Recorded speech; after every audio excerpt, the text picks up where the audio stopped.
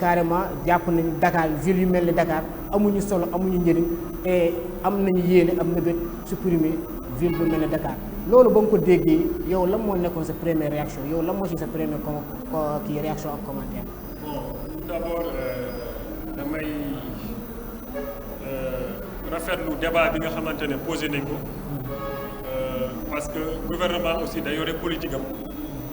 politique bi mu yore mooy maanaam li nga xamante ne mooy acte 3 de la décentralisation boo gisee moom moo waral moo suscité débat bi nii ba ministre bi génn ba wax ci parce que débat la boo xamante ne commencé na jur ay polémique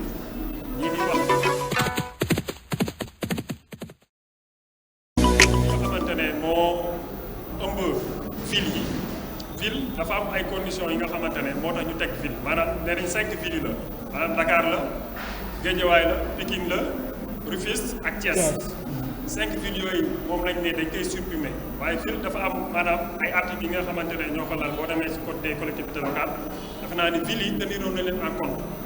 donc bu ñu jubloo ci supprimer villes yi am na loo xamante ne ay conditions yi nga xamante ne état bi pare na bu teg ko maanaam ville nee nañ mën na am dayoo département ville bu amee dayoo département day jël circonscription territoire département bi ville bi aussi bu amee dayoo commune day jël dayoo commune bi ville bi aussi maanaam yooyu daal li nga xamante ne moom lañ ci gis maanaam boo xoolee ville de Dakar mën nañ ne dayoo département la yore parce que ville de Dakar amul boo xoolee Dakar amul département amul conseil départemental laa bëgg a wax Tëngéej ngay ñëw moo fi am conseil départemental Guédiawaye idem Pikine aussi la même chose kon état bi bu jógee teg ay politique am defe naa ni am na loo xamante ne moom la ñu waxtaanee muy empiètement des villes ci biir commune yi boo xoolee villes yeeg communes yi le plus souvent day may xëccoo kii naan fii man maa war a encaisser taxe bi kii naan fii man maa war a encaisser taxe bi loolu gis nañ ko fii ci biir ville yi tey fi ma gën a miin muy ville de Rufisque boo xoolee 3 communes ñoo ngànk ville bi ñun ñi ngi bokk ci Rufisque maa ngi dëkk ba commune de Tivaouane Peulh Niaga mais ville bi ñu considéré ñu comme des citadins bokkuñu ci ville bi ñu ngi bokk commune à part la donc loolu boo xoolee loolu peut-être que aussi ak li nga xamante ne tey toll nañ fa ñu bëgg communes yi viable maanaam ñu dund ba pare communes yi dañ ne c'est des communes en plein exercice kon loolu am na loo xamante ne war nañu toogaat ñi nga xamante ne ñooy société civile ñi nga xamante ne ñooy député bi ak les acteurs politiques bu càmbaraat loolu de telle sorte que ku ci nekk di nga ci gis sa bopp. d'accord xaaral daaneel foofu après daañu dikkaat soo nga gën a leeral monsieur Diallo question boobu mu posé Mouhamed Faye laa lay posé yow en tant qu'un acteur politique ba nga déggee ni état bi am nañu yéene wala mbëbët supprimer ville yu mel ne Dakar Thiès Guédiawaye Pikine yow loolu lan moo nekkoon sa première réaction yow loolu noo koy jàngatee sa premier commentaire lan la. waaw xam nga bu wax jibee très souvent ñun nag dañoo nekk société bi nga xamante ne maanaam intoxication daf ñu yomb maanaam di wax bi nga xamante ne tey jii nii soit effet d'annonce la rek mais en réalité amul benn acte bu ñu posé gum allant dans ce sens c'est pas parce que ministre bi wax na que war nañ mën a jox kàddu googu dayoo boobu man je pense que bu fekkee ay réformes la ñu jiital ci cadre ay réformes parce que loolu la ñu wax nee na dañoo bëgg xoolaat mbir yi donc man d'accord naa réforme d'accord naa ci principe réforme parce que aussi nit boo yore réew dafay am li ñuy woowee à chaque fois benn développement continu maanaam doo nekk ci benn situation stagnante pendant plusieurs années ou bien pendant plusieurs décennies il va falloir également nga ñëwaat ci ay réformes si toutefois donc réformes yi c'est bénéfique aux populations mais man li may xool ci annonce boobu damay jël aspect juridique bi parce que aussi comme dama nekk juriste de formation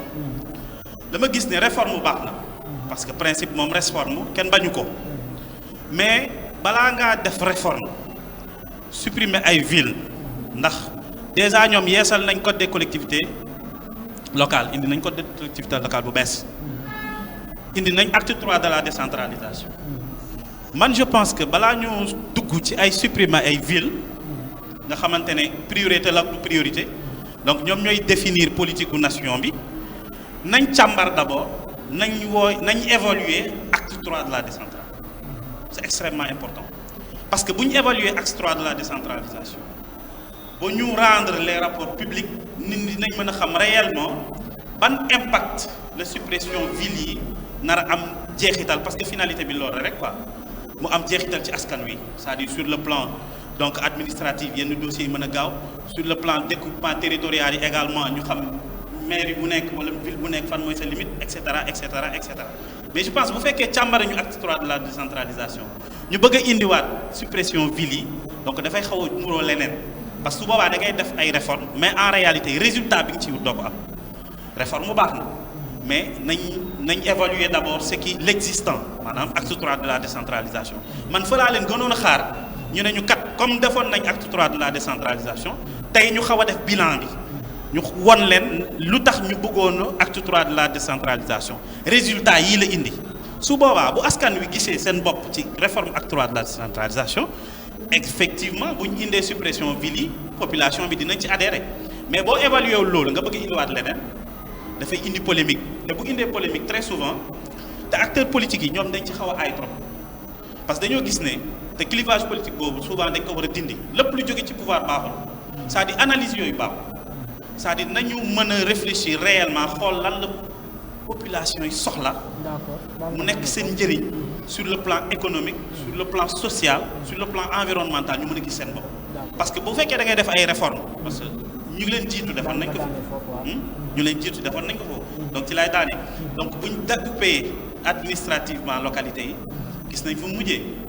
ñii ñëw indi acte 3 de la décentralisation également vous voyez ce que ça donne donc nañ def le bilan de l'acte 3 de la décentralisation bu ñu defee bilan bi ba pare si les populations s'y retrouvent bu ñu soog a engagé ay réformes. ok merci monsieur Diallo Bodian toujours maa ngi si même lancé bi même question bi tey jii nii dégg nga l'information de peut-être le ministre Oumar Gueye depuis mun naa ne dimanche passé la ko wax mais ba léegi ça suscite un débat mais yow tey jii nii ba nga ko déggee yow tamit yow bëggoon nañu xam sa réaction wala sa premier commentaire sur cet éventuel projet. Merci beaucoup donc yaakaar naa ni tey dégg naa li ministre bi wax comme ni ñu ko déggee ñoom ñëpp donc génn na wax na également ci mooy code également bi nga xam ne tey moo nekk di def réforme ci code territorial bi nga xam ne tey moo nekk di def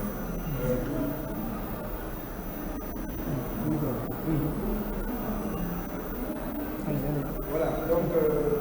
juste di la remercier di la wax encore une fois merci tey dégg naa wala dégg nañ kon ñun ñëpp sorti ministre bi def ci émission jury de dimanche ci wàllu suppression des villes donc suppression des villes ñun tey bu ñuy def analyse yaakaar naa dañuy def analyse en fonction d'un citoyen lambda. C'est important. C'est vrai qu'il y a des spécialistes pour parler également de ça. Des juristes comme tey nous avons la présence de monsieur Diallo. C'est hyper important. Mais nous aussi, il ne faut pas nous y faire parce qu'à chaque fois, nous, on se met du côté de la population. On n'est pas des juristes. On n'est pas également des géographes. On n'est pas des constitutionnalistes. On n'est pas des sociologues. Mais est-ce que parfois on pense à nous, la majorité également de la population? Donc bu may wax ci angle boobu laay waxee alors dama koy jëmle tey bu ñu naree changer réforme yi effectivement c'est bien beau comme ni ko monsieur Diallo waxee mais est-ce qu'on a été préparé pour ça? C'est hyper important. Est-ce qu'on a été préparé pour ça? Comment tey bu ñu naree changer réforme yi nous on a pensé que ñun on se dit que lan moo ci si ñun suñu intérêt en fait de la population lan la ñuy jural en ce moment où ñu ngi souffrir en ce moment où tout le monde pratiquement se lamente de la situation du pays. Est-ce que gouvernement war na orienté wu ci loolu d'autant plus que bu ñu demee ba changer réforme yi lu ñu ci war a mën a xam ville yi bu ñu ko changer mooy ça veut dire mairie amatul ils vont suspendre les mairies donc bu mairie amatul ci biir mairie bi agent yi fa nekk tey di liggéey ñëpp ñi nga xam ne dañoo nànk loolu noonu est-ce que ils ont pensé à ça? Est-ce que également ñun en tant que population ñun en tant que citoyen lambda est-ce que ñun ils nous ont préparé à savoir loolu ban impact lay am ci ñun est-ce que dinañu permettre ñu mën a am accès ak administration bi facilement est-ce que ñun dinañu mën a permettre à ce que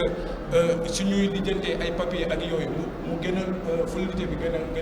a normal te en plus aussi ñu gën ci am bénéfice c'est-à-dire ñun ci boppam ñun en tant que population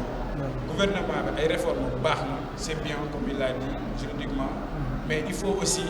qu'on essaie de voir beaucoup plus loin à savoir quel est l'impact également que ça va faire. Est-ce que aussi c'est le bon moment? Donc si on s'interroge à des questions du genre, on peut parfois tirer des conclusions sans autant également nous dem ci pour vérifier ndax am baax na wala baaxul. Donc pour l'instant, je pense que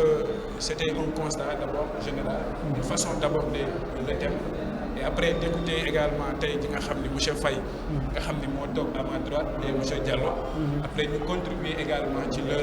participation parce que c'est vrai que c'est des spécialistes donc c'est bien de rebondir également sur leurs propos. Ok monsieur Bodian monsieur Faye moo ñëwaat ci yow parce que boo xoolee def nañ tour de table ah boo xoolee monsieur Diallo ak monsieur Bodian presque lu ñu wax mën nañ benn siège la parce que tey jii nii lorsque ñu wax thème bi tey jii nii suppression des villes volonté politique ou fin politique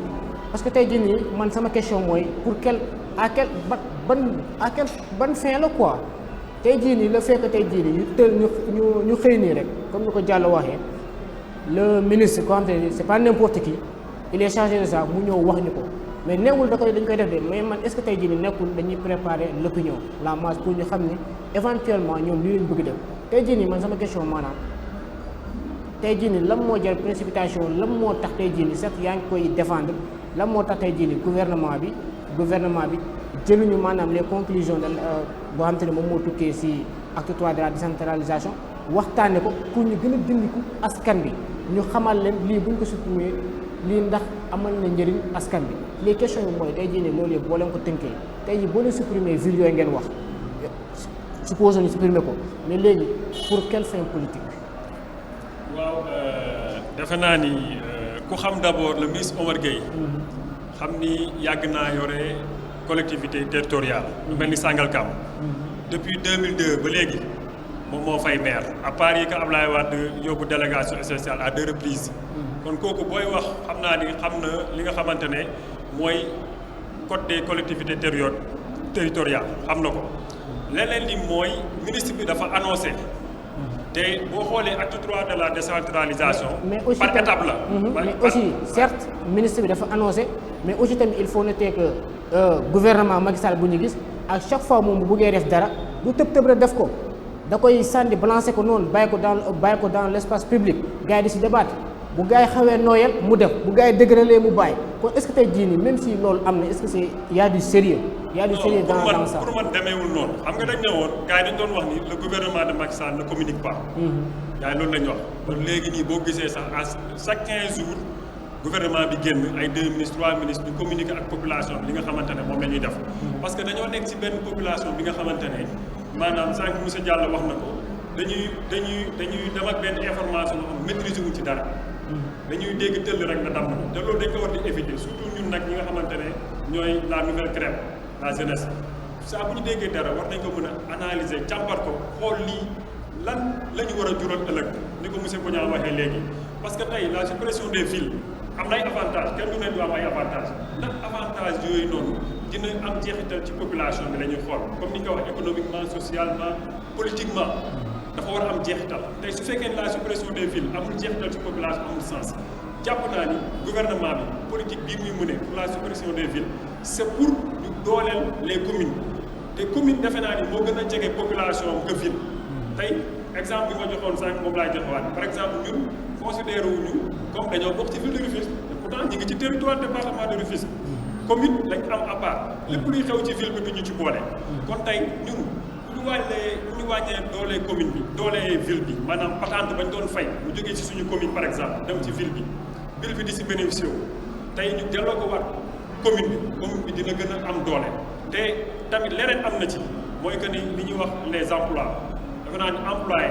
état du leen bàyyi mu naqasaay bu xooloon fii y avait des conseils régionaux avant ñuy am conseil départemental conseil régional yi gars yi dañ leen jël ñu redéployer leen ci mairie yi ak ci conseil départementaux yi tey gis nañ ni gouvernement bi mënul ñëw rek supprimer employé comme inquiétude bu monsieur Bodian di am def naa ne loolu du am am mooy que ni employé dañ leen recaser dugal leen ci fi nga xamante ne foofu la ñu war a dugg mën a continuer exercer seen i ay fonctions leneen di nag mooy que ni ndax tey économiquement tey bu ñu jëlee par exemple lu mel ni département de Dakar ak ville de Dakar li nga xamante ne moom la symboliser peut-être que gars yi loolu la ñuy wax maanaam ville de Dakar c'est depuis 1800 xam nga 1800 moom pratiquement ñun ñi fi nekk ñëpp tey Sénégal moom kenn nekk foofu ay 1900 rek ñoo fi nekk kon gars yi dañ naan ñu ne lu tax lu toll loo xamante ne maanaam depuis 1800 lañ ko créé tey en 2020 ñu bëgg a jóg supprimer ko parce que gars yi inquiétude boobu lañ am mais man dama jàpp ni ñun évolution day am yëre yi ñuy sol suñu maam yi daaw ñu ko sol tubéy yi ñuy sol daaw ñu ko sol mentalité bi ñu yor aussi ñoom amuñu woon mentalité kon war nañ mën di nangu ñuy am des réformes comme ni ñu ko waxee mais réforme nag dafa laaj dialogue ministre bi annoncé na ko ça ne veut pas dire que demee lay am mais dina am dialogue boo xamante ne dina toucher tout le monde te tey ku gis dialogue national bi ak dialogue politique bi xanaa ni mi ngi déroulé te loolu dinañ ko ci waxtaane du doon loo xamante ne day ñëw rek ñu jël ko rek samp ko tey ñu ne par force bi mooy am defe naa ni Sénégal bindawul noonu on est dans un pays démocratique donc loolu dañ ciy bàyyi xel gouvernement bi il a fait des propositions et dafa doon loo xamante ne aussi dafa bokkoon ci calendrier parce que tey boo xoolee le budget des collectivités territoriales du ministre des collectivités territoriales dafa yokk am nañ ci dara parce que man ci mairie laa nekk am nañ ni les fonds de dotation yokku na comprendre y compris les fonds de concours kon loolu sant yàlla ba gouvernement bi mi ngi jàppale communes yi nga xamante ne amuñu woon dara sax mi ngi leen di defal ay fonds de dotation yoo xamante ne maanaam tey dinañ mën a dugg parce que ay dem ci benn commune ñun nous sommes à Dakar peut-être mën nañ ni nous sommes à l'aise am nañ quelques ressources maanaam tey boo ñëwee Kër Massar am nañ sédiment am nañ ay station am nañ ay banques yooyu dañuy fay ay patente chaque année dañuy fay impôt tey boo demee ci yeneen communes yi yaa ñee baax na tey ñu bàyyi ñooñu xel ne on a 552 communes boo ci boolee 5 yi lay nekk 557 mooy les villes donc tey ñooñu war nañoo sentir ñun li nga xamante ne moom la ñuy am à Dakar ñuy communes yi di dund di jàppale seen askan ñoom aussi à leur niveau war nañ ko mën a am aussi. ok d'accord merci monsieur Faye monsieur Diallo tey jii ñu ñëwaat ba léegi ci analyse wu monsieur Faye parce que tey jii nii sànq yow sa première intervention yaa ngi wax ne tey jii nii dafa mel ne le ministre bi dafa sànni wax noonu rek gars yi di jël di alimenter débat bi n'est-ce pas est-ce que tey jii nii le fait que tey jii nii est-ce que débat bi man benn instant dama naan est-ce que le fait que nekkul loo xamante ni ñoo xam ne nekkul am nañ ko teg ci table ne à la carrément lii lañ bëgg a def est-ce que tey jii nii nekkul tey jii nii yéen l'opposition que vous êtes est-ce que tey jii nii nekkul yéen a bëgg alimenter débat bi parce que est-ce que jàppoo la yéen a ngi mu ngi ko évoqué léegi yéen a ngi ci dialogue politique ba est-ce que jàppoo leen ni carrément maanaam débat bi ngeen bëgg maanaam imposer ko ci plateau yi di ko wax ci plateau yi est-ce que nekkul tey jii nii yéen a bëgg indi le faux débat est-ce que jàppoon tey jii nii le ministre dafa joxe maanaam benn xalaatam rek mais maanaam tey jii nii pour loolu am wala bañ a am il faut que gars yi mën a jël ay conclusions yi très nettes ci dialogue politique bi est-ce que tamit y a pas un faux débat animé par. waaw damay préciser d'abord ci dialogue national bi. c'est vrai que man suma parti on était partant. ci principe bi. mais bu ñu demee dans la mise en œuvre des commissions on savait que c'était pas réellement un dialogue. On s'est retiré. Et aujourd'hui, l'histoire est en train de nous donner raison, d'autant plus que même le président du dialogue, pratiquement, il a claqué la porte. Parce que xam nga boo nekkee ci kuréel nga nekk ci c'était pas un dialogue politique mais un deal politique. Vous confirmez cela donc? Bon, pour la suppression des villes. Moi je dis, te dama koy répéter, gis nga état jamono ji fu ñu toll avec cette crise du Covid. lépp lu état war a yëngu urgence moo war a tax le débat sur la suppression des villes commencé wul tout à l'heure attention il y a 1 an de cela annoncé woon nañ ko parce que soubassement bi yëpp en réalité problème bu pouvoir actuel bi am c'est la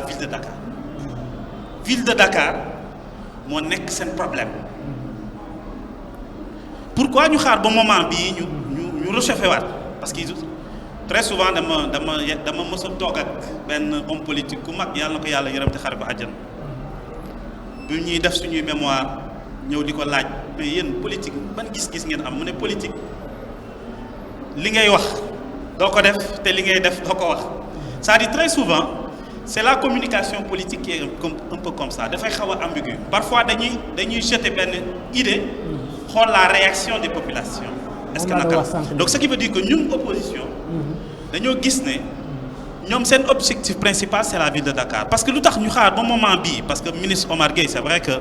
ministre la mais c'est un acteur politique aussi bu ñu ko fàtte donc c'est une voix autorisée donc lu naar bu ndaw bi dégg di ko wax ci biti ci penc mi la ko déggee wala ci biir néeg bi bu génnee ci penc mi di ko wax donc ci néeg bi la ko déggee ñun jàpp nañ ne local yaa ngi ñëw te xam nañ ne parce que aussi on va vers des élections du ren lañ commencé di organiser ay élections locales pouvoir bi bu amoon certitude que ville de Dakar ñoom dinañ ko jël parce que y a plusieurs pôles qui se sont déclarés au sein même du pouvoir pour la prétention de la ville de Dakar ce qui suscite vraiment beaucoup d'intérêt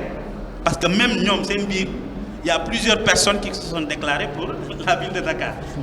maintenant on sait également les dernières élections prouvent nettement que bu fekkee fier nañ ci résultat yooyu amuñu chance bu bëri pour récupérer la ville de Dakar ce que Alassane Ouattara a fait donc en Côte d'Ivoire fexe ba léegi maire Côte d'Ivoire et maire capitale bi dootuñ ko élire mais dañ koy nommer rek par décret donc vous voyez parce que également xam nga voilà c'est des calculs politiques mais ñun dañ leen koy accepter ñoom en tant que acteur qui exerce le pouvoir mais réellement l'urgence ne se trouve pas sur ce plan-là parce que l'urgence se trouve ailleurs moi je le dis et je le répète l'acte 3 de la décentralisation nañ def bilan bi ngir yàlla bu ñu defee bilan bi xam nga les communes comme ni mu ko expliqué état mu ngi def ay jéego mais depuis yàgg na fonds de dotation et fonds de concours yi mais en réalité qu'est-ce qui se passe dans les communes qu'est-ce qui se passe dans les communes en réalité man j'ai travaillé pendant plus de 15 ans dans ce secteur-là dans les débats d'orientation budgétaire mais aujourd'hui le personnel des communes dañu soxla renforcement ñu leen di renforcement sur le plan de la capacité pour ñu xam réellement lan mooy budget lan mooy exécution budget naka la ñuy voter budget naka lañ koy dérouler les niches de recettes lan lañ koy mais yooyu yëpp c'est des il y a tellement de fonds qui sont en souffrance dans les communes parce que tàggatuñu leen ci naka la communes yi war a def pour engranger yenn recettes yi nga xamante ne dañ ko bàyyi mu dem et maintenant yeneen entreprise verrées yi sax dañ leen di nax di leen gëmloo ne ñoom seen impôts yi au niveau central lañ koy fay pas au niveau local yooyu yëpp gis nañ ko fi c'est parce que tàggatuñu leen balaa ñoo jël xaalis boobu di leen ko jox te bu ñu ko joxee leen rek budget de fonction te mais communes yi dañoo soxla état di leen accompagner ci ñu leen di renforcer seen capacité pour ñu xam réellement sur le plan administratif naka la commune di fonctionner sur le plan administratif naka la commune yi di am seen autonomie parce que état bu leen di jox mais loolu dundalul commune lu koy dundal mooy les recettes yi nga xamante ne tey jii nii war nañ ko mën a développer ay activités yi nga xamante ne communes yi war nañ ko mën a def pour am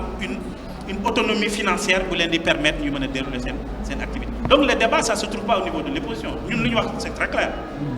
c'est pas une question qui mérite d'être discutée car c'est pas le moment ñu supprimer Villiers ça va changer quoi lan lay changer réellement sur l'impact des populations lan lay alléger sur la souffrance des populations est-ce que suppression Villiers mooy permettre département de Dakar nekkatul ville léegi mu nekk département est-ce que loolu mooy régler le problème des populations de Dakar en termes administratifs l'accès au dossier la question de l'état civil qui est aujourd'hui une question très lancinante que l'État ne peut même pas gérer ndax l'État dafa renoncer bu yàgg si vous vous fiez sur les statistiques ñaata doomu Sénégal juddoo Sénégal màggee fi yaroo fi mënuñu am pièce d'état civil li ko waral il y a des réformes à l'interne yi ñu war a jublu moo gën ay suppression ville parce que soubassement bi du leen politique rek la fondement bi du dara politique rek la parce que bu fekkee avancement sur le plan économique social culturel ou environnemental mais ñun opposition bi kenn duñu ci jiitu mais dañoo gis ne en réalité li leen tere nelaw c'est la ville de Dakar mais la ville de Dakar nag je pense que ñoom bu fekkee alliance lañ coalition lañ bon nañ jéem a harmoniser rek peut-être yàlla dinañ leen may chance bu population Dakar def amee confiance ñoom di leen ñam may ñu mais comme gis nañ ne ils ont tout fait pour fragiliser la ville de Dakar à commencer par Khalifa Sall l'histoire nous a trouvé ici avec aujourd'hui loolu doyatu leen il va falloir que vraiment ñu wàññi seen autonomie wàññi seen doole pour ne serait-ce qu'avoir une mainmise sur mais du loolu combat bi du foofu yëpp combat bi c'est vraiment c'est des questions économiques yu ñu war a poser donc surtout en cette période monsieur pour que Diallo, population yi mën a gis seen bopp. ok merci monsieur Diallo foofu nga daanele foofu laay jukkee ak yow monsieur Bodian parce que tey jii nii question moo ko posé laa la bëgg a posé waat mooy maanaam est-ce que tey jii nii jàppoo maanaam l'urgence est ailleurs est-ce que tey jii nii jàppoo le fait que benn ministre rek toog ci benn télé dimanche sandi def émission pendant 2 heures de temps wax benn mot boobu rek bëgg tënk Sénégal pendant une semaine suppression des alors que est-ce que jàppoon tey jii nii nekkul benn genre contre-feu boo xamante ni état bi ñoom mun parce que loolu mun nañ ne bokk na ci stratégie pendant que gars yi l'opposition kon mu koy muy nelaw la opposition bi ñuy wax ci lii moom mu ngi travailler à autre chose est-ce que tey jàppoo ne l'urgence est ailleurs comme ni ko monsieur Diallo ñu wax ci économie bi wax ci Covid-19 bi wax ci mbënd bi ce genre truc au lieu que de s'attarder ici di wax ni ay ni ñu ko waxtee suppression des villes loo xamante ne carrément supposé la rek teewaguñ comme defaguñ ay conclusions yoo xamante ne loolu moo tukkee ci acte 3 de la décentralisation loolu noo jàngatee loolu. voilà ok merci encore une fois donc comme ni nga ko waxee rek luñ ciy njëkk a jàngat mooy gis nga li nga wax ci benn mot bu ndaw est-ce que jar nañu nekk fi di attardé wu di débat donc je pense que c'est important ñun suñu Sénégal lenn moo ko sonal te il faut aussi ñuy oser di tenir un langage de vérité parce que benn affaire day wax day am benn ministre génn wala benn homme influent génn wala benn personnalité influente bu génn am benn affaire bu mu wax rek on prend tout notre temps également di ci wax jusqu'à même fàtte ni au quotidien dafa am li nga xam ne war nañ ko liggéey pour mën a dem kanam et on reste là ne pas bouger sur un débat bi nga xam ne dañ ko poser sur table rek c'est fini est-ce que réellement ça sera le cas ou pas c'est bien c'est vrai que c'est des interrogations mais man je me dis que la question des locales depuis fort longtemps depuis très longtemps je dis bien je vais pas dire Senghor ou Abdou Diouf mais en tout cas depuis fort longtemps depuis que le Sénégal est Sénégal nous avons toujours rencontré également des retards par rapport c'est-à-dire ne se sont jamais c'est-à-dire les élections ne se sont jamais tenues également à une bonne date. Problème calendrier républicain. À une date, si on regarde notre calendrier, en fait, c'est des faits factuels qui sont là, on l'a vu. Maintenant, cet état-là, qui aujourd'hui nous avait fait rêver, nous a également aussi convaincus avec un discours comme quoi que on va faire une gouvernance du moins sobre et vertueuse. Donc nous avons espéré qu'avec cet état-là, nous allons avoir également une gouvernance sobre et vertueuse, tout en respectant ou en essayant également d'amener des réformes, également des changements, des mutations sur certaines fonctionnalités du pays. Mais nous avons vu qu'à un moment donné, à chaque fois si l'État essaie de changer des réformes, ou voire même de faire quelque chose,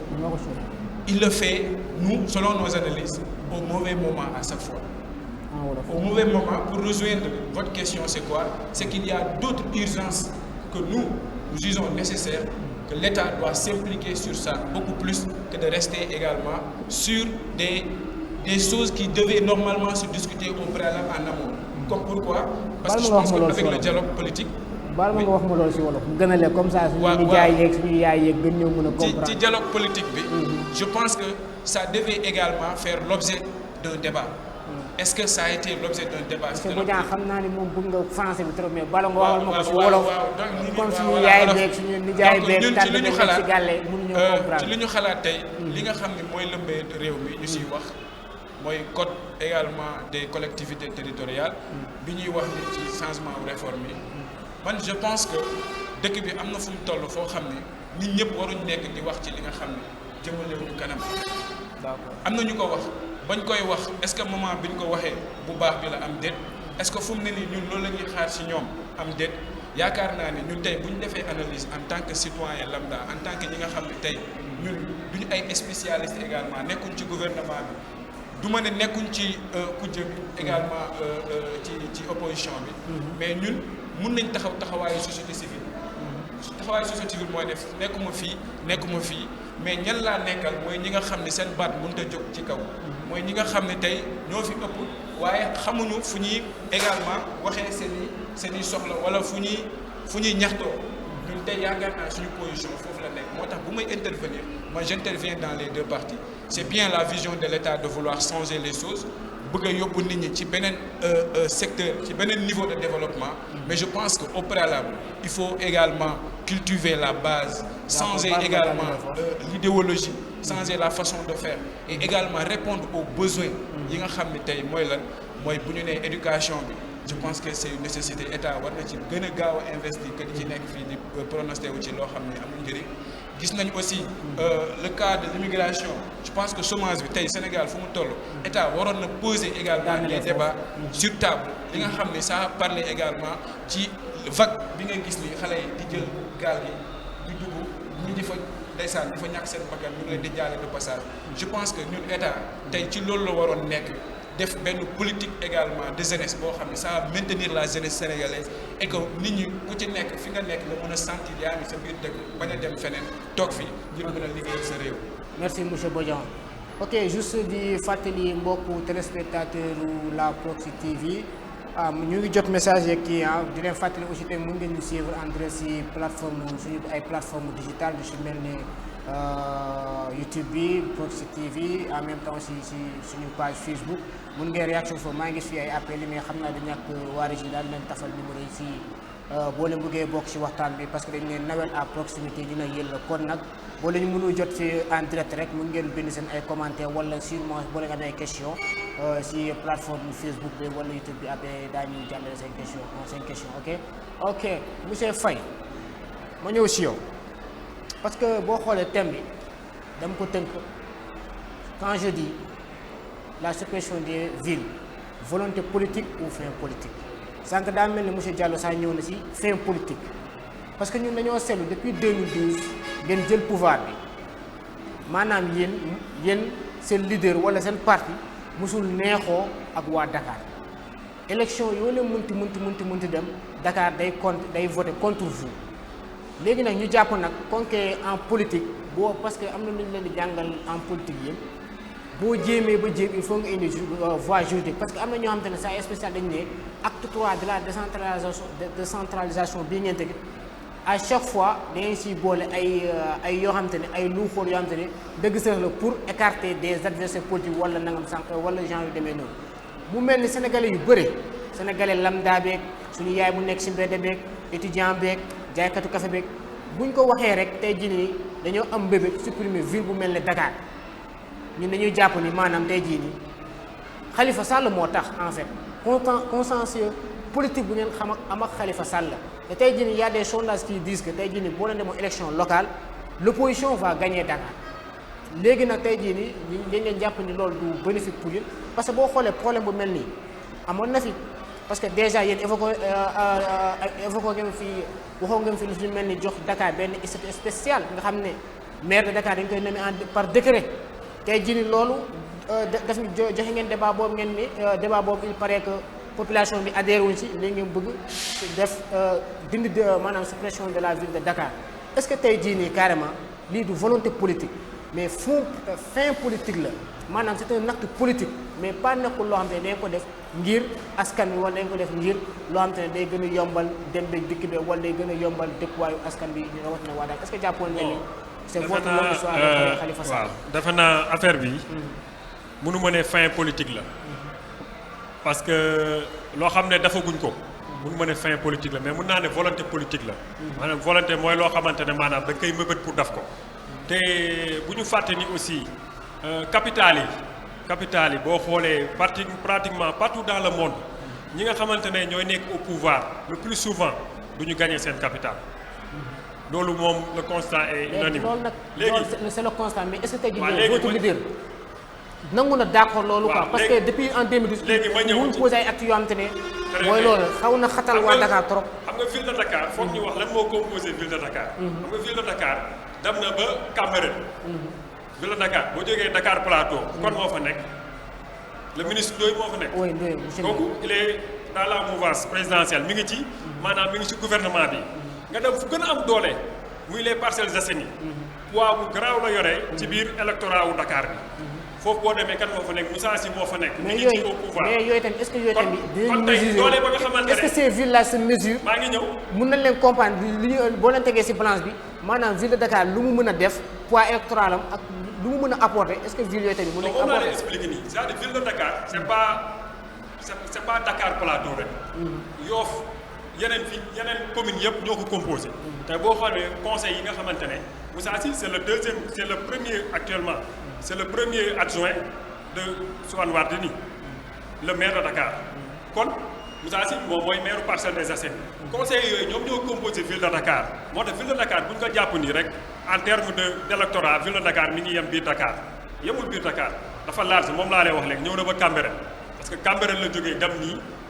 dem Parcelles Assainies Grand Yoff Ouakam et trucs comme ça Mermoz ak yooyu ba egg biir Dakar Plateau tey bu ñu defee le constat bu ñu xoolee tey ñi nga xamante ne ñoom ñoo ŋànk ville de Dakar les communes pratiquement Benno Bokk Yaakaar ñoom ñoo fay jiite donc mën naa ne du question de ragal wala yooyu noonu. te leen aussi bal ma leeral foofu mais boo xoolee Moussa Sy yëpp nekk nañ maire de Parcelles mais boo xoolee ñoom ba ñu nekkee Khalifa Sall la parce que ñoom ci maanaam ci coalition taxaw Dakar. Moussa Sy defe naa man mii nga xam coalition Dakar la ñuy nekkee maire. Parcelles Assainies laa dëkkoon. unité 13 laa dëkkoon. Moussa Sy bien avant Khalifa Sall nekkoon na maire. peut-être avec le Benno Siggil Sénégal bi ñu commencé woon waxtaan yi ci la Moussa Sy ñëw bi nga xamante ne def nañ Benno Siggil Sénégal ci lañ def benn coalition ànd taxaw Dakar coalition boobu moom moo gagné woon. moo gagné woon Dakar pratiquement ci majeure partie des communes loolu moo waral ñu dem à l'assaut jël ville de Dakar ñu jiital Khalifa Sall. defe naa loolu moo tax ñu gagné ville de Dakar mais tey ñun amuñu lu ñuy tiit ci Khalifa Sall tey amuñu lu ñuy tiit ci Khalifa Sall ci ville de Dakar tey bu ñu demoon aux élections tey jàpp naa ni suñu parti au pouvoir bi nga xamante ne mooy Benno Bokk Yaakaar dañuy jël élection yi man jàpp naa loolu parce que en terme de popularité en terme d'électorat jàpp naa ne bu ñu boolee suñu doole ñun ñëpp ñu bañ a def ay pàcc comme ni nga ko wax sànq peut-être les candidats bëri nañ gars yi ku ci nekk yaa ngi nguudee si suuf di wax ni bëgg nga jël ville de Dakar bu nga ko jël mais loolu dafa am parti dafa am lu muy doxee parti dafa am discipline de parti dafa am donc duñ dem ni en rang dispersé rek ne dañuy jël ville de Dakar kon wax ji du foofu wax ji mooy lan mooy li ma waxoon sànq wax ji mooy parce que yeneen villes yi aussi nañ jàpp ni à part ville de Rufisque ak ville de Dakar trois yeneen villes yëpp Benno Bokk Yaakaar moo fa nekk boo xoolee bu Thiès bi Talla Sylla moo fa nekk boo xoolee bu Guédiawaye bi xale kii ni ñu koy waxatee est-ce que Aliou Sall moo fa nekk ma ñëw foofu boo xool bu Pikine bi aussi même chose kii moo fa nekk ni ñu koy waxatee comment on appelle là kooku la mooy maire de. non Pikine boo xoolee. ville de Pikine aussi li ko jiite aussi il est dans notre mouvance. kon pour man. mais est-ce que ma ñëw foofu. mais est-ce que tamit tey jii nii xam nga yéen da ngeen di def politique dafa am calcul politique est-ce que tey jii nii jàppoole yéen a ngi laaxaale parce que tey jii nii boo leen nee da ngeen di supprimer ville de Dakar rek xëy na da ngeen gars yi dañuy acharné wu si yéen. attendez waaw bu ñu peut-être bu ñu nee Dakar Guédiawaye nangam sangam. surtout ma Dakar est-ce que gars yi duñu jàpp da ngeen di acharné wu ci Khalifa Sall mais pour mieux parfaire votre deal kooku am na ñoom dañu ko jàppee deal parce que fin politique la moo tax ñu ci bëgg laaxaale ay Thiès parce que aussi tamit y'a bon le président Macky Sall bon il est le plus informé am na ay informations yu di que tey jii nii la même si que Idrissa Seck rejoindre na le mouvement présidentiel te xam nañu am na Thiès électorat bu am doole est-ce que tey jii nii tamit de toute façon tamit dafa transhumé te xam nga ni société sénégalaise ak nu mu mel ak transhumance est-ce que tamit moom deful calcul politique ni tey jii nii bu demoon élection locale à Thiès Idrissa Seck bu amoon 10 militants xëy na 4 ñoo koy voté yeneen 6 dañuy voté contre lui est-ce que tamit def boobu calcul mu ne xaaral mu laaxaale ville yi mu def ko mu supprimer ko. mu aaki moo ko. non xam nga waaw daanaka foofu moo ñëw si monsieur Diallo. daal si xam nga politique dafa am ay réalité maanaam politique du looy tëb nii rek. comprendre nga dafa am soubassement dafa am fu muy jógee. xam nga tey ku dem Thiès. nangoon Idrissa Seck bu su faa perte élection. Thiès commune lay am peut-être yeneen Thiès département yi perte na fa. bu mu nekk woon à l'opposition. mais Thiès ville ku dem nangoon Idrissa Seck foofu moom Thiès ville Thièsam la. quelles que soient les circonstances. mooy li ñuy nangoon Omar Gueye à Sangalkam. comprendre noonu la fa demee mais nag politique daal mi ngi noonu politique dafa gars yi nee nañu reenu ñaar bi la nag fu nekk lay jëm mais tamit dafa am ay réalité da ngay sa population ñoo lay gëm ba pare. gëm ni yow am yaakaar si yow moo tax ñuy fal les hommes politiques ñun peut-être ni ñuy concevoir politique baax parce que dañ jàpp ni comme ni ko monsieur Diallo waxee. bàyyi ma nga daaneel foofu waaw. waaw ma daaneel ni ko Diallo waxee léegi. waruñu ñu jàpp ni kuy def politique rek yow fenkat nga war a doon. leen baal ma ci terme bi. mais man dama jàpp ni ñun ñii de la jeunesse. dañu war a wane beneen xar kanam. parce que dañu war a wane ni kuy def politique da nga war a wax dëgg. maanaam politique lan moo animé nit ki ba mu def politique. maanaam mooy pour gestu askanam. kon war ngaa mën a wax dëgg sa askan. de telle sorte que lépp loo xamante ne waxoon nga leen ko même buñ ko gisulee nga nekk kat lii moo tax gisu leen. ok mais buñ nee politique rek bu def politique bon da ngay wax rek sànni si ngelaw li après bu for yaa moom. yaa ngi défendre politiciens yi. non défendre yaa ngi défendre politiciens yi. ok mais de toute façon aussi tamit dañu xam ne moom la politique c'est quelque chose qui est noble, c'est l'art de faire la cité. Sans la politique mais sans les politiciens duñu am télé duñu am lu ay infrastructures kii quoi maanaam lu la mën di wax daal ñoom ñoo ŋànk réew mi ñoom ñooy définir la destinée du pays. Monsieur Diallo sànq yaa ngi koy wax si yow tamit sax ma ñëwaat si ñu gën a approfondir est-ce que tey jii nii yéen l'opposition si aujourd'hui vous vous permettez tey jii ngeen ne tey jii nii Macky Sall bu bëggee supprimer ces villes là c'est pour xaj opposition bi nekk maire à Dakar est-ce que tey jii ngeen dem jàppoon da ngeen am confiance de trop parce que certes mën ngeen dem ak moom élection en 2000 su ma juumul en 2014 élection locale ngeen dem ak moom 2014 ngeen dem ak moom élection en 2019 su ma mënul tam 2019 c'est le mouvement présidentiel moo gagné woon Dakar n'est-ce pas est-ce que tey jii nii jàppoon ne da ngeen naagu da ngeen jàpp ni carrément yéen instant yi Dakar seen loxo la nekk yéen opposition bi boo leen dem tey élection locale bu nekkoon suba da ngeen di ñëw gagné est-ce que tamit loolu tamit benn instant nekkoo leen tamit di yóbbu débat bi feneen fu mu yeggul. waaw damay rebondiraat sur la même question pour wax ne bien qu'on soit jeune histoire politique Sénégal xam nañ ci dara loolu quand même il faut le reconnaître je pense que politique Sénégal donc am na ay yu bëri yi nga xamante ne war nañ ko xoolaat parce que très souvent on laisse le principal par rapport à l'accessoire ñuy bàyyi farata topp ay yi nga xamante ne vraiment ça n'a amul benn njëriñ man je le dis et je le répète tey c'est pas question que ñun opposition même si quand vous parlez de l'opposition man réellement sur ma formation politique c'est la troisième voie politique donc nous ne sommes pas ni du pouvoir ni de l'opposition mais nous sommes dans la troisième voie politique c'est-à-dire alternative bu bees lañ indi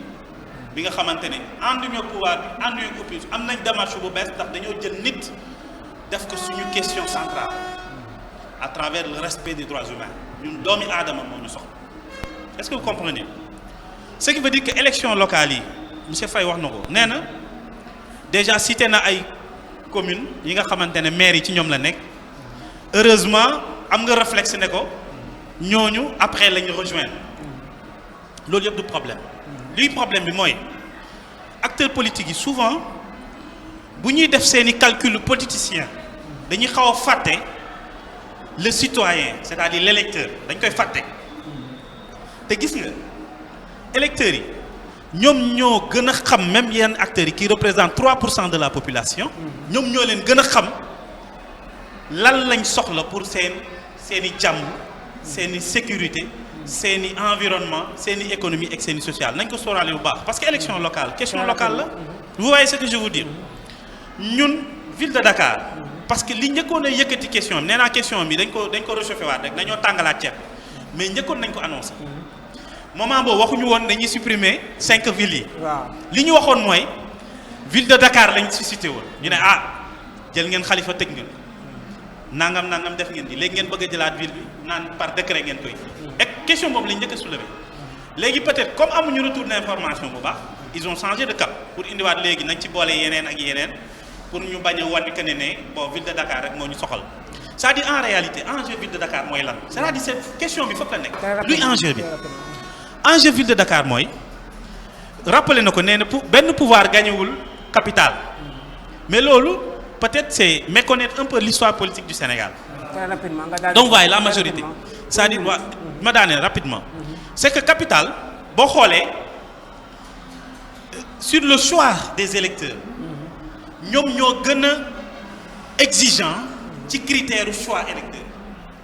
par exemple boo demee suma région Tamba dans les autres contrées plus loin ñooñu pratiquement amuñu critère de choix de les leaders souvent pouvoir rek la ñu àndal ku ñëw pouvoir rek ñu àndal. Mais capitale par contre dans la capitale da ngay gis ne très souvent ils ont cette capacité de discernement par rapport au choix de leurs leaders. Donc dañuy am ay critères dañ koy exiger di ko imposer di ko càmbaraat ñu jël ko tel ko donc ñoom souvent dañuy comprendre lan mooy réel politique bi parce que politique en soi bon li bon mooy la politique politicienne et très souvent nos acteurs politiques donc ma daanee foofu nos acteurs politiques dañuy faral di faire un peu la promotion de la politique politicienne en quoi faisant en prenant des décisions impopulaires bëgg ko soumettre population yi yaakaar ne loolu dina am jeexital ci seen dund mais du am benn jeexital ci seen dundin li am jeexital seen dundin mooy mode élection maire yi nañ ko xoolaat. D'accord, merci. loolu c'est des questions centrales yi ñu war a poser mais ay suppression bi je me dis que vraiment question yi fa la nekk. xam naa yow monsieur Bodian yow la laa la mën a wax maanaam bu ñu tënkee lii nii ñu jot a def fii est-ce que tey jii nii parce que ñun est-ce que tey jii nii mënuñu jàpp ni carrément xëy na projet bii nii bu amee ñu supprimer ville yi de toute façon maanaam c'est le pouvoir bi mooy ŋànk ville yi parce que ñoom ñooy nommé ay nit président conseil départemental des gens est-ce que tey jii nii nekkul tey jii yow moom xam naa mën naa la poser boobu question mu nga ma si tontu est-ce que tey jii nii Macky Sall nekkul di préparer tey jii nii pour amaat gën a am doole pour gën a mën a tey jii bu ñu yeggee en 2024 mën a poser un troisième mandat très rapidement parce que tamit mën nañu perspective bi loolu la quoi très rapidement temps bi léegi mu jeex. donc je pense que analyse bi nga def man dama la ci rejoindre parce que ñun ñëpp également xel mu tey la ñu indil ndax ñun yaakaar nañu ci nuñ ko gisee analyse bi ñu ci am ñun dañoo yaakaar ni li lalu ci ginnaaw yëpp pour mun a récupérer également poids électoral bu Dakar ak Thiès parce que boo xoolee poids électoral Dakar Thiès dafa doon poids bu am doole fii ci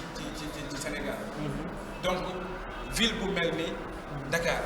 ville bu mel ni Pikine ville bu mel ni Guédiawaye ville également bu mel ni Thiès c'est stratégique pour dire vrai pourquoi Thiès en fait tey ñun mun nañ am beneen arrière-pensée ñu ne Idrissa Seck léegi la rejoindre donc c'est une façon ñu mën a récupérer vite fait li ñu pertoon biir Thiès benn ñaar à Pikine Faye wax na ko léegi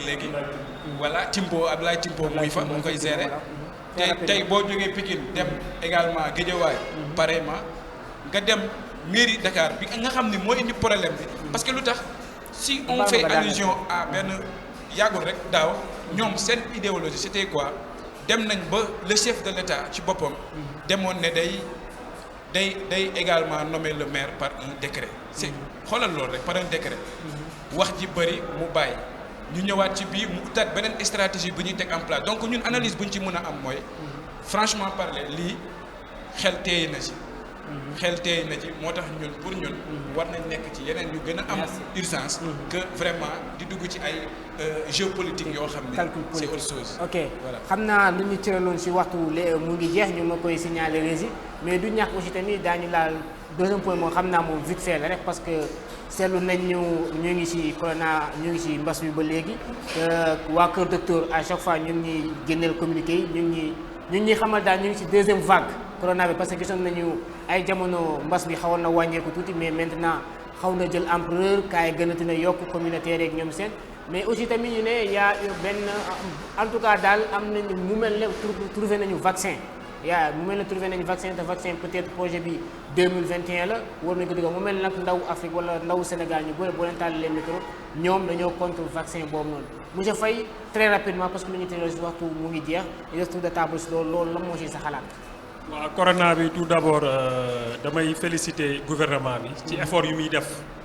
ci plan de relance yu muy def ba tax suñu économie même bu mbasee sax mun nañ ni mi ngi sukkaliwaat leneen ni mooy di féliciter ministre de la santé à travers yi nga xamante ne ñoom ñoo ŋànk maanaam wàllum santé bi muy docteurs yi ba ci ñi gën a tuuti ñoom ñëpp ñu leen di féliciter de passage parce que xam nañ ni affaire bi tolloon na ay jamono yi nga xamante ne sonnoon nañ lool di ci guddeeg bëccëg yëpp dañuy nekk ci askan bi ñi nga xamante ne ñoom la maladie bi dal maladie bi nag comme ni nga ko waxee vaccin defe naa ni vaccin bi fu mu toll nii OMS sax d'accordagul ci affaire vaccin bi joxaguñu ñoom seen avis favorable ci vaccin bi boo xoolee le professeur Didier Raoult mi ngi ciy wax ñeneen ak ñeneen ñi ngi ciy wax ba ay professeurs yi nga xamante ne ñi ngi fi Sénégal d'accord joxaguñu à 100% ne vaccin bi maanaam mën na parce que le vaccin aussi du loo xamante ne c'est curatif le vaccin maanaam dafay prévenir maanaam jàngoro buy waaj a ñëw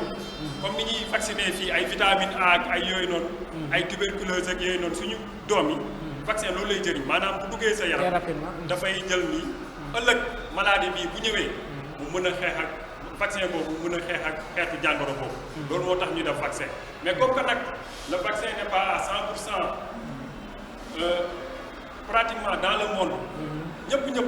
amaguñu benn gis-gis bi pour man vaccin bi mën nañ ko xaarande ko ba mu gën a efficace. d'accord waaw. merci monsieur Faye monsieur Diallo même question ba léegi ñu ngi ci mbas bi ñu ñuy annoncé ñu ngi ci seconde vague deuxième vague boo xam te ne xaw na takkarnaase trop ba tax na tamit ay yeneen dogal dugg na ci maanaam yeneen dogal autorités yi jot nañ ko jël lu mel ne te rassemblement indiwaat le port strict des masques yeeg ñoom seen mu mel ne tey jii nii tamit gars yi ñu ngi naan am na maanaam ay vaccin boo xam te ne carrément prévoir nañ ko pour indi ko pour vacciner nit ñi contre cette maladie mais mu mel ne askan si ñenn si askan bi yëpp dañoo ne carrément ñoom ànd nañ si yow loolu si sa xalaat. waaw xam nga coronavirus très bi rapidement.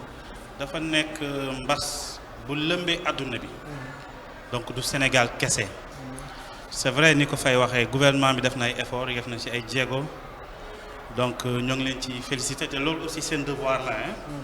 kër docteur wax dëgg yàlla def nañ li war te ay jàmbaar lañ car macha allah mais seulement li tax mbas mi gën ñoo sonal ba ñuy wax ay waxu deuxième vague parce que dafa am benn sentiment de délaissement bi am te ñun africains yi c'est vrai que virus baa ngi def ravage ailleurs mais dinañ ci am suñu wàll parce que déjà ñun gëmuñu réellement ne coronavirus am na man damay jàngale ci daara ju kaw damay def cours développement personnel mais damay gis ne bay wax mbirum mbas mi sax nit ñi question bu ñu lay njëkk a laaj est-ce que gis nga ko am est-ce que mës nga gis ku am coronavirus ça veut dire ñun suñu mentalité fa la toll te alors que OMS dafa ne mbas bi dinañ dëkkaale ak moom fii ak ñaari at gën kaa yéex décembre daaw Chine ren ñu ngi décembre gën kaa yéex ñaari at kon mun na dem ba ñetti at kon ce qui veut dire que ñun nañ préparer suñu bopp parce que aujourd'hui la responsabilité elle est individuelle d'abord man damay sol suma masque respecter les mesures barrières lépp lu ma docteur yi wax ma def ko mais na ko sénégalais yëpp def noonu suñ ko defee noonu lan mooy tere coronavirus bu génn gisuma ko ndax les bonnes pratiques seulement moom mooy ñuy sauver maintenant également communication bi mu bañ a fuser de partout parce que man mbas bi mu muy gën a tar biir Sénégal j'avais l'occasion de faire 4 à 5 régions mais dama demoon ba fin bi sax dama doon rus di takk masque parce que foo mësaan a dem doo gis gars yi takk masque boo takkee masque sax gars yi di la daw yaakaar ne est-ce que yow da ngaa am feebar bee tax kon gis nga discours bi war nañ ko gën a orienter ci conscientiser nit ñi mais aussi ñun acteurs yi ñun ñi di feeñ ci médias yi acteurs politiques yi nañ joxe le bon exemple parce que bu ministre taxawee ci kanam caméra yi naan masque daf may étouffer dindi masque bi sànni ko su ma tànt bee nekk fële ci fongali bi day naan ah sagam ministre bee mën a def loolu sax du ma man kon ce qui veut dire que mbas mi dina métti trop d'accord te non seulement dina métti sur le plan sanitaire mais sur le plan économique dinañu gën a sonn te loolu impact bi nañ ko sóoraale ce qui veut dire que na responsabilité bi individuelle takkal sa masque ma takk sama bos aar sama bopp aar suma njaboot aar suma askan merci monsieur Diallo respecter les mesures barrières yi lépp lu la docteur yi wax xamal ni dëgg la ndax mas bi dëgg la du ay mbirum caaxaan mais question bu la sénégalais yi di njëkk a laaj mooy est-ce que gis nga ko am ko corona mais soxla ko gis ki am corona ndax ko gis ko am corona amoo possibilité sax am accès ci moom donc réellement lu am la nañu conscientiser suñu bopp xam ne mas bi jógee ko fi donc nañ nit ñi yokk ñaan mais également nañu respecter ñun suñu bopp xam ne également bu ñu respecter suñu wér-gu-yaram rek askan bi dinañ ko mais sentiment de délaissement bi waa régie ñu ngi wax donc beneen yoon aussi damay wax waa régie rek wax la ko émission yu mel nii dafa am solo de telle sorte non pare bu ñu daañu ñëw tout le temps daañu ñëw tout le temps waaw xam na loolu di nga wax maa leen dina dégg xam li ñuy wax ok monsieur Diallo merci lu feeñ ci kii bi yëpp xajul ci ok xajul ci cin bi monsieur Bodian Mohamed Bodian même question tey jii nii fameux vaccin boobu foo tornu jeunesse africaine bi moom la ñuy débattre maanaam affaire bi ñëwagul sax ñoom def nañ seen bopp wala def nañ benn campagne maanaam ñoom ku leen vacciné ak ku leen rey lañ yemale ñoom ala hukk ala hak kenn du leen vacciné te déjà affaire bi ñëwagul léegi lan moo ci sa xalaat ak lan moo ci tamit rôle état bi. voilà man yaakaar naa dama ciy wax ci ñaari. très rapidement point voilà benn bi dama leen koy nangu la bu amee ñi nga xam ne dañ dem bu am ñaari xel ci mbas mi. waxatuma la ci vaccin bi. pour wax dëgg la ñooñu lan moo tax ñu am ñaari xel. ndax am na nu nguur nekk di doxale ak ñoom bi tax ba seen xel teey mënuñu gëm dem nañ ba ci biir gëmul ni également loolu lu am la. ndax tey ñi nga xam ne ñooñu ko waroon gëmloo mooy ñan mooy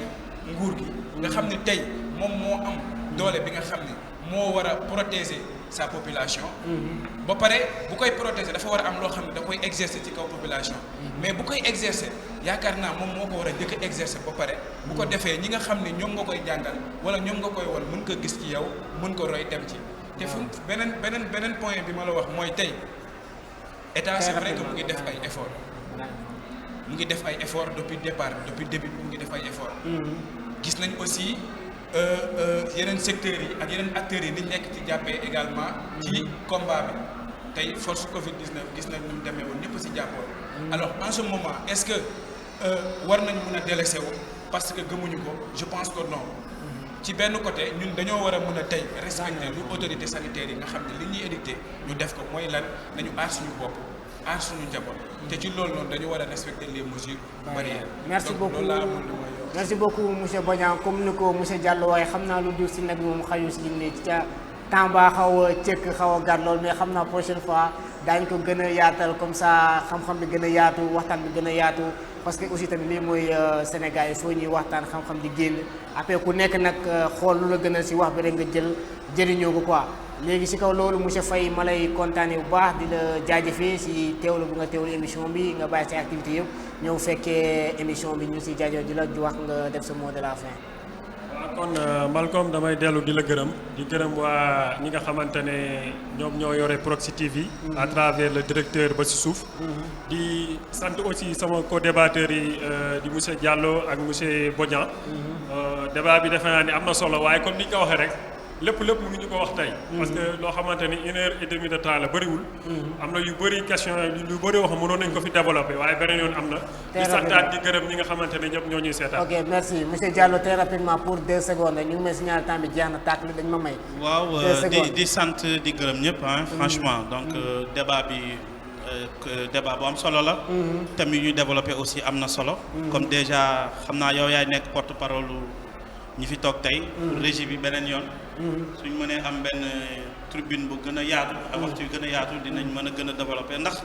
njëriñ bi rek mooy askan wi. incha allah ndax askan wi li ñu leen war a wax dafa bëri surtout ñun jeunes yi dama koy wax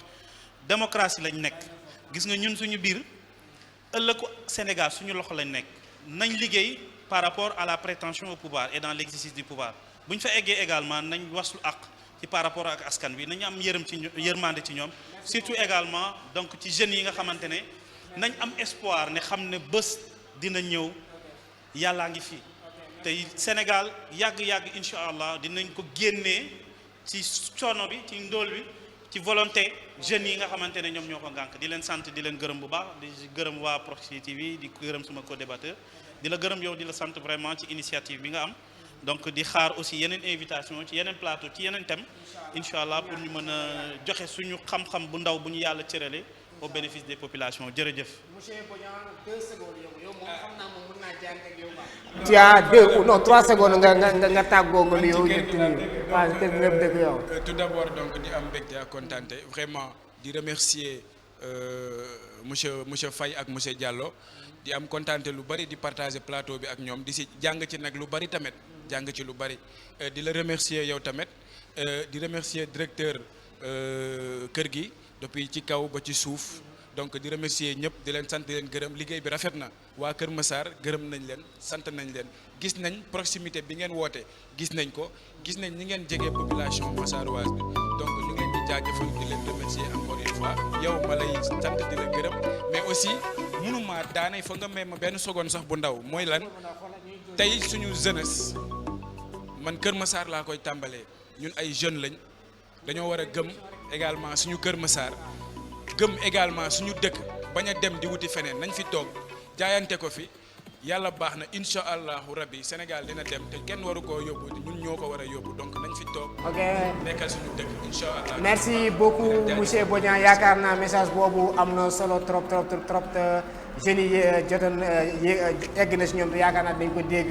mbokk yi xarit yi doon safoo di seetaan seen télévision bi leen jege la Proxi TV. Proxi TV nag dafa ne Noël à proximité comme ni nga ko xamee toog leen di wéy di ànd ak suñu ay programme am na ñeneen ñu ñëw si ginnaaw ñu defal leen lu gën a nice incha allah kon nii lay demee topp le pro débat incha allah chaque mercredi rek man Malcolm ak sama yeneen invité ak si beneen Fatick incha allah dinañ leen ko présenté utal leen thème d'actualité incha allah ñu mun ko séddoog yéen surtout maa yéen ndaw bi gëm leen seen bopp di jaajëfal waa technique bi yëpp régie bi bàyyiwuma kenn caméraman yeeg yëpp maa leen di jaajëfal si parce que waxtaan bi bu neexee ñun la gis-gis bu leeree ñoom la wax bi bu ñu waxee ngeen dégguñu ñoom la kon ñu di leen jaajëfee bu baax les hommes de l'ombre di leen jox dig daje si beneen émission pro débat ak Malcolm seen invité d'ici là portez-vous bien et restez scotchés sur la Proxi TV allez ciao bye bye.